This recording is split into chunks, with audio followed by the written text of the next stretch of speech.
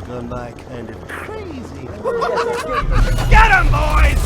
You bad man! You'll pay for what you've done. I'll take him to LexCorp headquarters. You deal with these. Follow me, Justice League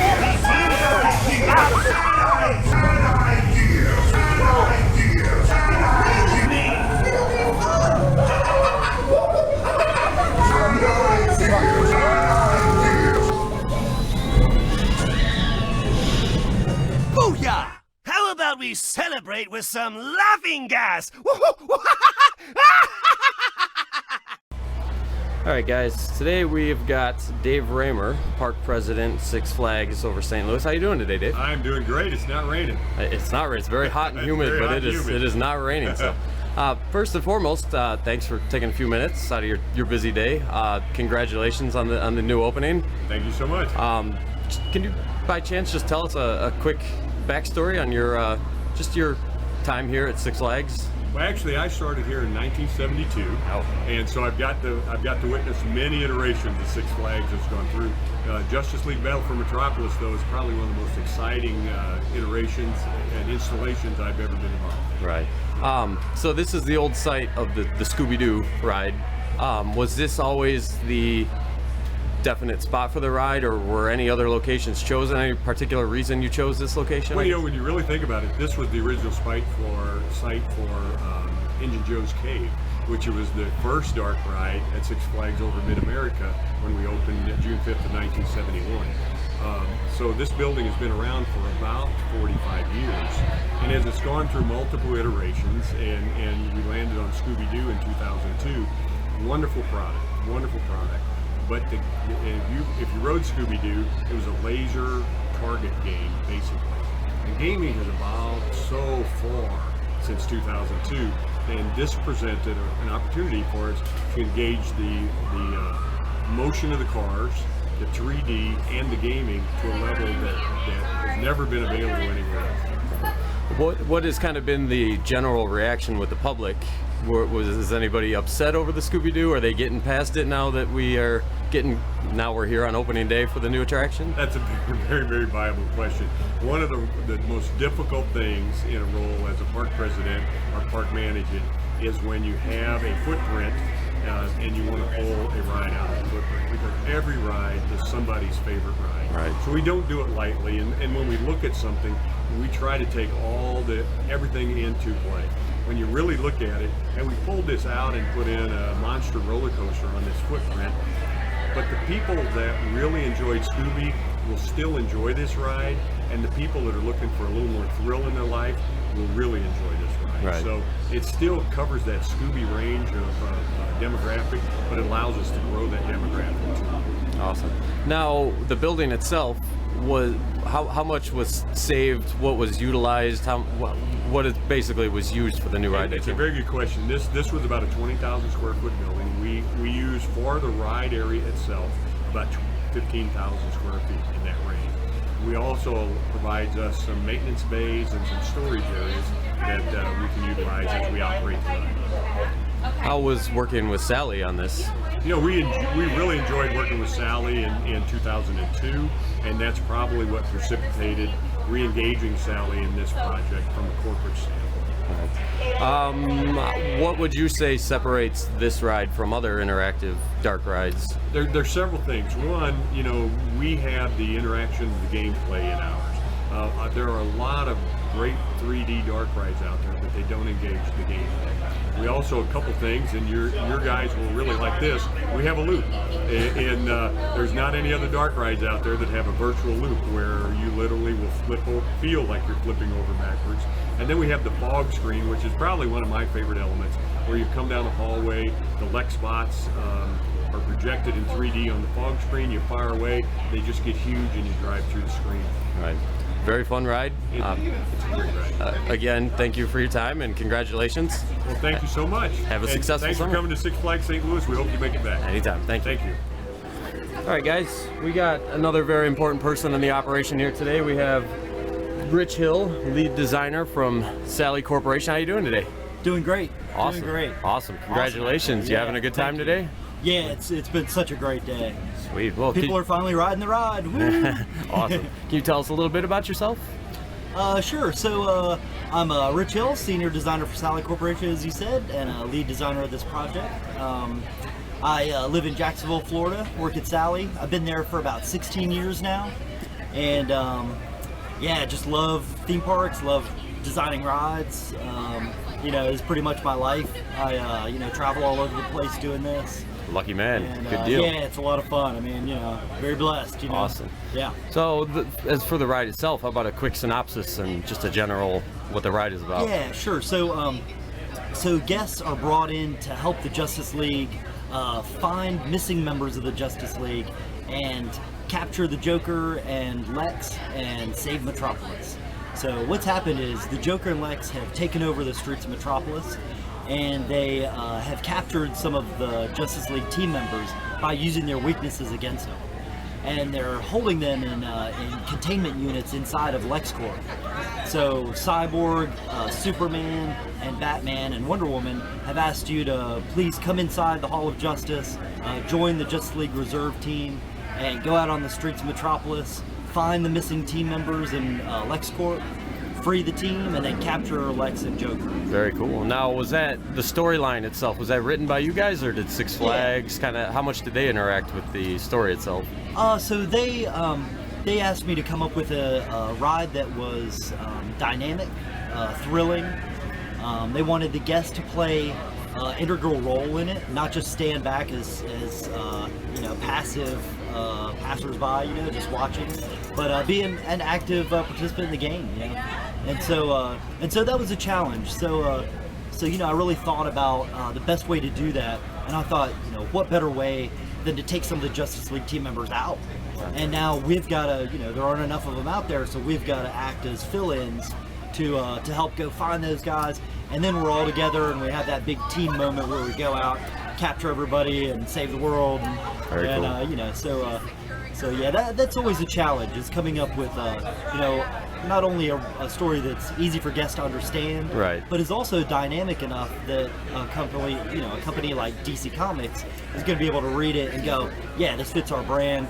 This is interesting enough that we feel like it represents us well. Yeah, I love in the queue. It does a very good job of telling a clear story and informing you on what you need to do as a rider. So that's great. I'm glad to hear that. Yeah, it flows very nicely. I hate queues. Right. That's like, me as a theme park guest, I right. just hate standing in queue lines. Anything to make it go a little faster. Huh? I mean, you have a cool animatronic there. He's telling you a neat story. You got these funny moments with Joker and Lex. They're coming in. You see Superman out on the streets. Batman's coming in. I mean, it's very dynamic. It's about a 15-minute long pre-show. So that really is about the time it takes to get through that last section of the pre-queue, and it's air conditioned, so yeah, that so helps. That doesn't hurt. Yeah, right. Helps. Yeah. Now, that's a good thing about dark rides. Right. Now, is this ride the exact same as the one that opened in Texas, or are there any differences between the two? So the story is the exact same. The way that you go through the scenes is the exact same, but the ride layout is different. Really? This is based on about a 6,000 square foot bigger building. So I had a lot more room to put, the backstage areas. We've got 2 maintenance rooms in this. Right. We got a control room that, our control guys are like, we've never seen it. This is like an airplane hangar, For them, I mean, they're used to being in like a closet, so. So how much were you able to utilize the old ride system, if anything? No, None of it? New, yeah. Okay, it's all new. Yeah, this was originally a Scooby ride that we built. Right. That was an interactive boat ride. So you actually rent a trough, you rode through in a boat, and you shot at scenes out on perspective set pieces. Right. So what? Yeah. I'm sorry. Go ahead. Oh, go ahead. But so what they did was they bulldozed all the concrete inside, filled in the trough, laid down a completely new foundation, cool. Built all the walls from scratch. I mean, it is a brand new facility except for some roof and some outside right. walls. Yeah. What would you say the biggest challenge was in building, designing, either in the design of the ride or actually physically building this location? Biggest challenge, I would say, with designing the ride. I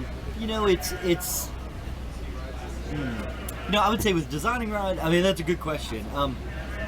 It's really something that that I think has kept a lot of people from designing a ride like this is that you have to balance story with gameplay.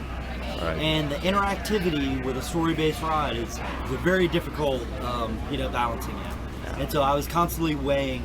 I had the gaming guys going, it needs more game, and I'm having the DC guys go, it needs more story, and I'm having to balance these out and figure out just the perfect way to get guests to go through the ride, understand what the story is, but still have a fun game and be able to do either independently or together and understand and get it.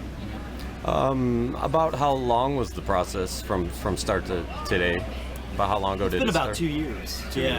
Yeah, we've gone through. It's been about 2 years since we first approached Six Flags. We've been working on it a long time. So you guys approached Six Flags. They didn't approach you for.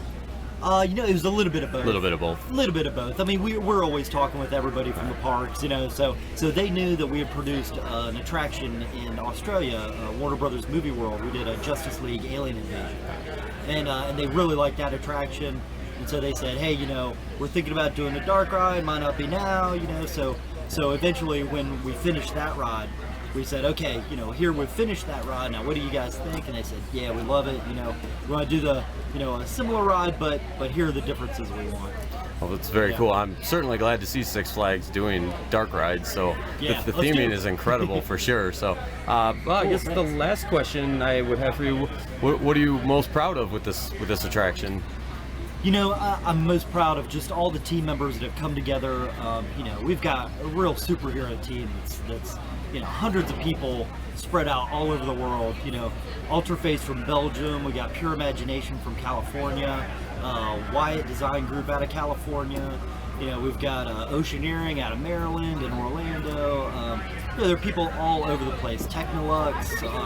There's a ton of people that are too many to mention. Really. I'm sure I'm missing people, but it's I'm most proud of those guys, because we challenged them to do something that's never been done before, with systems that have never been combined before, to create an experience that guests have never had before, and they pulled it off.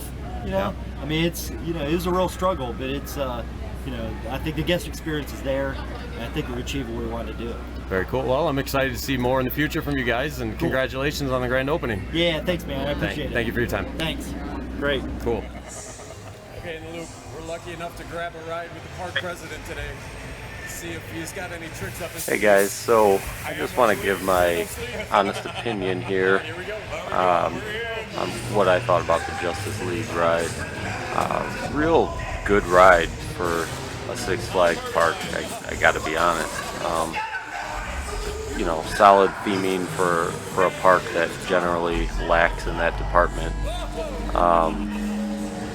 And especially in St. Louis, it's very hot in the summer, very hot, humid, almost Florida-like. And so just to have that break in the air conditioning and some of the queue and the ride itself, it's just a nice break in the day. And the theming itself, I'm not going to lie and say that this ride is on par with like a Universal kind of ride, like a Transformer or a Spider-Man. But what it does do a very good job of is when you're in the line and you're in the, when you're queued up and you're waiting, the animatronic interacts with the screen that is telling the story, and it does a good job of preparing you and making you very aware of what your job on the ride is going to be. So it does a nice job there. And I don't know, this ride, it doesn't seem like a generic thrown together, like Sally just kind of threw whatever they could at Six Flags and just went with their first idea. Like, it genuinely feels like a lot of people were involved with this. A lot of hands were involved, and it comes across. I mean, it's a fun ride experience. It's got a good story to it. It's got, the couple animatronics in the ride that go along with the screens, so there's not too many of one or the other. There's some nice effects. There's a smoke screen at some point. kind of like a wind tunnel effect. There's even a little bit of pyrotechnics. So I don't know. Oh, like I said, I'm not gonna lie and say that it's on par with like a Universal Studio ride, but for Six Flags, this is a winner, and hopefully for everybody's sake, this partnership continues between Six Flags and Sally, and we get some more of these in some other parks. So just wanted to be honest with you and say that I think this is a solid ride, a solid attraction for Six Flags, and hopefully there's more of them to come. One other thing to remember while you're watching this part of the ride, and even the rest of it, you may have been thinking, what is with these graphics? Yeah, it's a 3D ride, so it's just something funky with. They had cameras mounted. Maybe they just didn't think about this part of it, but obviously watching without 3D glasses, it kind of looks crappy. The graphics actually are really solid on this ride, so nothing to worry about there. Again, let's hope to see more of these. You got to use all your resources, right? Well, thanks for taking a ride with us. Well, thank you so much. Thank you so much. Congratulations. I'll ride with anybody, anytime. I love riding this ride. It's a very fun ride. It's very fun.